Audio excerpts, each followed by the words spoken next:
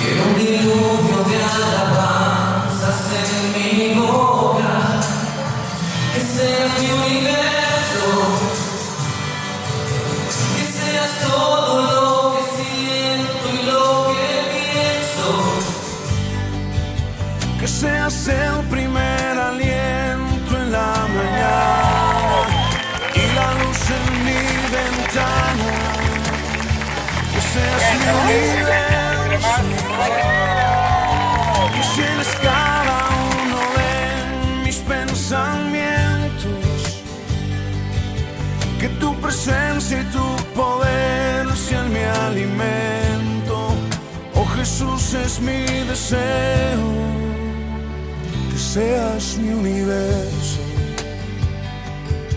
No quiero darte solo parte de mis años,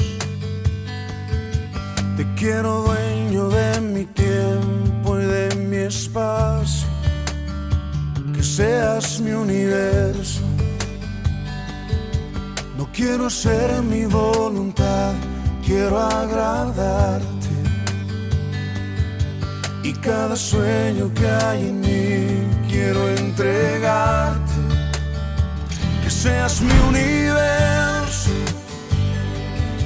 que seas todo lo que siento y lo que pienso, que seas el primer aliento en la mañana. Mi corazón, mi ser, mi cuerpo y todo cuanto necesites de mí. Quiero estar caminando contigo, viviendo nuestros sueños y nuestros para ti. Lo que más valoro y agradezco es que este amor es amor de tu alma.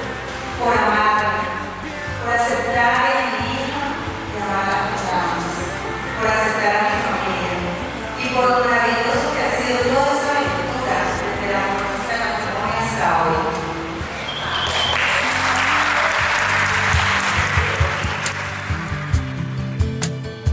Que seas mi universo, que seas mi universo.